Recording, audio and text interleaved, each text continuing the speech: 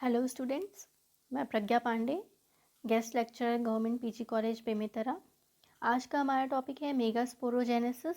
Megaspore जो कि female gametes होता है, फीमेल गैमेट्स को ये डिनोट करता है। जेनेसिस मतलब कि फॉर्मेशन, फीमेल गैमेटोफाइट के फॉर्मेशन को हम मेगास्पोरोजेनेसिस कहते हैं। तो मेगास्पोर्स क्या होते हैं? मेगास्पोर्स को हम मैक्रोस्पोर्स भी कहते हैं और यह ऐसा स्पोर है जो कि हेटेरोस्पोरस प्लांट्स में पाया जाता है। हेटेरोस्पोरस मतलब कि जिसमें दो टाइप के स्पोर्स प्रेजेंट रहते हैं। दो टाइप के स्पोर्स मतलब कि एक होता है माइक्रोस्पोर जो कि मेल टर्म को डिनोट करता है, मेल गैमेट को, और एक होता है मेगास्पोर जिसे हम फीमेल गैमेट्स से हम रिप्रेजेंट करते हैं। तो जो मेगास्पोर्स जो रहते हैं वो फीमेल गैमेटोफाइट को जर्मिनेट करते हैं, जो एग सेल्स को प्रोड्यूस करते हैं, और ये जो एग सेल्स जो रहते हैं वो मेल गैमेटोफाइट्स के द्वारा जो डेवलप हुआ रहता है माइक्रोस्पोर है, उससे फर्टिलाइज होकर के एक जाइगोट का यह फॉर्मेशन करता है। तो अगर हम देखिए मेगास्पोरोजेनेसिस क्या है, तो मेगास्पोरोजेनेसिस जो होता है वो मेगास्पोर्स का फॉर्मेशन होता है। और जो मेगास्पोर्स जो रहते हैं वो सीड प्लांट्स के ओव्यूल्स में या ओव्यूल्स के इनसाइड में या प्रेजेंट होते हैं। एक डिप्लॉयड सेल प्रेजेंट होता है ओव्यूल में जिसे हम कहते हैं मेगास्पोरोसाइट। तो यह जो मेगास्पोरोसाइट जो है यह मेगास्पोर मदर सेल की तरह एक्ट करता है। मेगास्पोर मदर सेल्स जो कि डिप्लॉयड फॉर्म में रहते हैं या मियोसिस डिवीजन को अंडरगो करता है, मतलब इसमें मियोसिस की डिवीजन होती है और यह 4 मेगास्पोर्स को प्रोड्यूस करते हैं। तो जो मेगास्पोरोसाइट्स जो होते हैं वो मेगास्पोर मदर सेल इसलिए होते हैं क्योंकि ये जो मेगास्पोर मदर सेल्स होते हैं यही मेगास्पोर्स का फॉर्मेशन करते हैं, इन्हीं से ही मेगास्पोर्स का क्रिएशन होता है। इसलिए इन्हें मेगास्पोर्स की मम्मी या फिर पॉलन मदर सेल भी कहा जाता है। ये जो मेगास्पोर जो होते हैं या मेगास्पोरोसाइट जिसे हम कहते हैं, यह डिप्लॉयड स्ट्रक्चर में होता है, डिप्लॉयड फॉर्म में होता है। लेकिन अब नेक्स्ट हमको जो मेगास्पोर्स चाहिए रहता है, जो फीमेल गैमेट हमें चाहिए रहता है, वो हैप्लॉयड फॉर्म में होना चाहिए, क्योंकि तभी वो आगे चलकर फिर से एक जाइगोट का फॉर्मेशन करता है जो डिप्लॉयड सेल के रहते हैं। तो इसलिए जो मेगास्पोर मदर सेल्स जो होते हैं वो मियोसिस सेल डिवीजन के अंडर में जाते हैं, उसमें मियोसिस सेल डिवीजन होता है जिससे कि वो जो डिप्लॉयड सेल्स जो रहते हैं वो हैप्लॉयड मेगास्पोर में वो कन्वर्ट हो जाते हैं। तो ये था माइक्रोस्पोरोजेनेसिस का इन अ वे अगर हम देखें तो यह प्रोसेस उसका है। मोस्टली प्लांट्स में अगर हम देखें तो केवल और केवल एक मेगास्पोर जो रहता है वो फुल्ली डेवलप होता है, फुल्ली मैच्योर होता है। लेकिन बाकी के जो 3 जो गैमेट्स जो मेगा गैमेट्स होते हैं वो डिसअपियर हो जाते हैं या फिर डिसइंटीग्रेट्स हो जाते हैं। मतलब इसमें इन अ वे देखा जाए तो सिर्फ एक ही मेगास्पोर रहता है जो फंक्शनल होते हैं और बाकी के जो 2 रहते हैं वो नॉन फंक्शनल होते हैं। तो इस तरीके से अगर हम देखें तो यह इस डायग्राम से हमें पता चल रहा है कैसा है। सबसे पहला है मेगास्पोरोसाइट। मेगास्पोरोसाइट में मियोसिस सेल डिवीजन हुआ, मियोसिस की वजह से एक सेल से 2 में फॉर्म हुए और फिर मेगास्पोर का यह फॉर्मेशन किया। अब मेगास्पोर में क्या हो गया, माइटोसिस की डिवीजन हुई और माइटोसिस की डिवीजन से यह 7 सेल्ड और एक न्यूक्लिएटेड स्ट्रक्चर में यह फॉर्म हो गए जिसे हम कहते हैं एम्ब्रियो सेक। इस एम्ब्रियो सेक में 3 एंटीपोडल सेल्स प्रेजेंट रहते हैं जो कि चलाज़र एंड की तरफ रहते हैं, और 2 साइनर्जिड सेल और एक जो एग सेल होता है वो हमेशा ही माइक्रोपाइलर एंड में प्रेजेंट होता है। तो ध्यान दें ओव्यूल में 2 एंड होते हैं, एक होता है चलाज़र एंड जहाँ पे एंटीपोडल सेल्स होते हैं और एक होता है माइक्रोपाइलर एंड जहाँ पे एग अपैरेटस होते हैं। बीच का जो रहता है वो सेंट्रल सेल जिसमें एक सेल में 2 न्यूक्लियस प्रेजेंट रहते हैं जिसे हम पोलर न्यूक्लियाई कहते हैं, और बाकी के जो स्पेसेस जो प्रेजेंट रहते हैं उसमें एंडोस्पर्म का भी वहाँ पर स्टोरेज होता है। वो मतलब कि स्टोरेज स्पेस कहलाता है। जब डबल फर्टिलाइजेशन होता है तब ये पोलर न्यूक्लियाई जो रहते हैं सेकेंड मेल गैमेट से फ्यूज़ होकर के वहाँ पर एंडोस्पर्म का फॉर्मेशन ले लेते हैं। तो यह था एक आउटलाइन वे में मेगास्पोरोजेनेसिस का। अगर हम डिटेलिंग में जाएं तो उसके आउटलाइन डायग्राम कुछ इस तरीके से रहेंगे जो कि हम आगे पढ़ते हैं। अगर जिम्नोस्पर्म या कुछ फ्लावरिंग प्लांट्स में देखें तो मेगास्पोर जो रहते हैं वो ओव्यूल के न्यूसेलस पार्ट में प्रेजेंट होते हैं, न्यूसेलस पार्ट में या ग्रो करते हैं। एंजियोस्पर्म में ये 3 प्रकार के मेगास्पोरोजेनेसिस होते हैं, एक होता है मोनोस्पोरिक, एक होता है बाइस्पोरिक और एक होता है टेट्रास्पोरिक। तो आउटलाइन रफ डायग्राम्स आप देख सकते हैं मेगास्पोरोजेनेसिस, जिसमें मेगास्पोर का फॉर्मेशन होता है मेगास्पोर मदर सेल के द्वारा, उसे हम मेगास्पोरोजेनेसिस कहते हैं। तो सबसे पहले इसमें क्या होगा, मेगास्पोर में सेल मासेस होंगे, बहुत सारे मासेस, बहुत सारे सेल्स के वहाँ पे क्या होंगे, बंचेस होंगे, क्लस्टर्स होंगे। उस पूरे क्लस्टर्ड सेल्स में से एक जो ऐसा सेल जो रहता है वो आर्किस्पोरियल सेल की तरह एक्ट करता है। आर्किस्पोरियल सेल की तरह एक्ट मतलब कि जो प्रोमिनेंट होता है, जिसकी न्यूक्लियस प्रोमिनेंट होती है और वह एक्सटेंड हो जाता है अपनी साइज़ में, और फिर जा कर के वह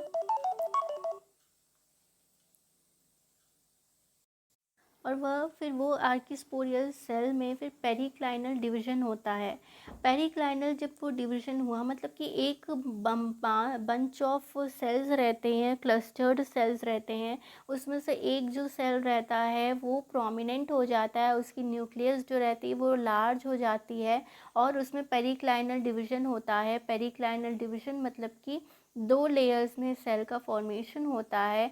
तो जो फर्स्ट जो लेयर रहता है, जो एपिडर्मल के नीचे या फिर जो न्यूसेलर सेल के जो नीचे रहेगा, मतलब पेरिफेरल जो रीजन में रहता है, उसे हम फर्स्ट पैरेंटल सेल कहते हैं।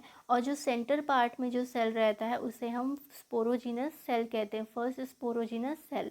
तो जो पेरेंटल जो सेल रहता है वो न्यूसेलस का फॉर्मेशन करता है, जो न्यूसेलस आगे चल कर के इंटेग्यूमेंट्स का फॉर्म करते हैं। और अगर हम फर्स्ट स्पोरोजिनस सेल्स की अगर हम बात करें तो यह फर्स्ट स्पोरोजिनस सेल्स में मेगास्पोर मदर सेल का फॉर्मेशन होता है माइटोसिस डिवीजन के थ्रू, और मियोसिस डिवीजन के थ्रू यह मेगास्पोर मदर सेल डिप्लॉइड से हैप्लॉइड मेगास्पोर का फॉर्मेशन करते हैं। तो ये थे आउटलाइन डायग्राम। अगर हम इसके ये डायग्रामेटिक व्यू में देखें तो ये है मेगास्पोरोजेनेसिस। जो प्राइमरी जो आर्किस्पोरियल जो सेल है, देखिए यहाँ पर एक ग्रुप ए पार्ट में देखोगे तो बंच या क्लस्टर्ड सेल्स है, उसमें एक में आर्किस्पोरियल सेल है, उस आर्किस्पोरियल सेल में पेरिक्लाइनल डिवीजन हुआ। पेरिफेरल मतलब बाहर की ओर जो सेल है वो फर्स्ट पैराइटल सेल है और अंदर की ओर जो सेल है वो प्राइमरी स्पोरोजिनस सेल है। अब उसमें पैराइटल सेल्स जो हैं वो इंटेग्यूमेंट्स का काम करते हैं और मेगास्पोर मदर सेल्स में फर्दर क्या होते हैं, मियोसिस डिवीजन होते हैं, और मियोसिस की वजह से वह टेट्राड का फॉर्मेशन करते हैं, लीनियर टेट्राड, जिसमें से एक जो सेल होता है जो माइक्रोपाइलर एंड की तरफ होता है, मतलब कि एकदम जो माइक्रोपाइलर एंड की तरफ जो सेल जो रहेगा, जो मतलब जो मेगास्पोर्स जो बनेगा वो अपने साइज़ में एक्सटेंड हो जाता है, फंक्शनल हो जाते हैं, और जो चलाजल एंड की तरफ जो मेगास्पोर्स रहते हैं वो डिजेनरेट हो जाते हैं और अरेस्ट हो जाते हैं। तो आउटलाइन डायग्राम से आपने जाना कि स्पोरोजिनस सेल और पैरेंटल सेल्स क्या होते हैं। तो जो मेगास्पोर मदर सेल्स मतलब जो फर्स्ट स्पोरोजेनस सेल्स जो रहते हैं उसे ही हम मेगास्पोरोसाइट कहते हैं। वो मेगास्पोरोसाइट जो रहता है वो माइक्रोस्पोर मदर सेल का फॉर्मेशन करते हैं। तो अब इसमें देखिए मेगास्पोरोसाइट जो रहता है वो अपने साइज़ में एनलार्ज हो जाता है और साइटोप्लाज्म जो रहती है वो डेंस हो जाती है, और उसका जो न्यूक्लियस जो रहता है वो भी अपने साइज़ में बड़ा हो जाता है और मियोसिस के लिए वह प्रिपेयर हो जाता है। इंटेग्यूमेंट्स जो ओव्यूल का जो इंटेग्यूमेंट्स होता है वो भी डेवलप हो जाता है। किससे डेवलप होता है, ओव्यूल के एपिडर्मिस से। ये जो प्रोसेस फिर ये मेगास्पोरोजेनेसिस अगर हो गया, मेगास्पोर बन गया, फिर मेगास्पोर से यहाँ पर मेगा गैमेटोफाइट का फॉर्मेशन होता है, और मेगा गैमेटोफाइट से फिर फर्दर जो पॉलिनेशन का जो प्रोसेस होता है वो इसमें टेक प्लेस होता है। इसमें 2 हैप्लॉइड न्यूक्लियाई भी क्रिएट होते हैं जिसे हम पोलर न्यूक्लियाई कहते हैं। ये जो हैप्लॉइड न्यूक्लियाई हैं ये फिर से डिवाइड हो जाते हैं, 4 न्यूक्लियाई को यह प्रोड्यूस करते हैं। 4 न्यूक्लियाई फिर से इसमें डिवीज़न होता है और फिर 8 न्यूक्लियाई को यह प्रोड्यूस करते हैं, जिसे हम फ्री न्यूक्लियर डिवीज़न कहते हैं। ये है मेगास्पोरोसाइट। इस मेगास्पोरोसाइट में क्या होता है, डिवीज़न होता है और फिर यह मेगास्पोर और मेगा गैमेटोफाइट्स का यह फॉर्मेशन करते हैं।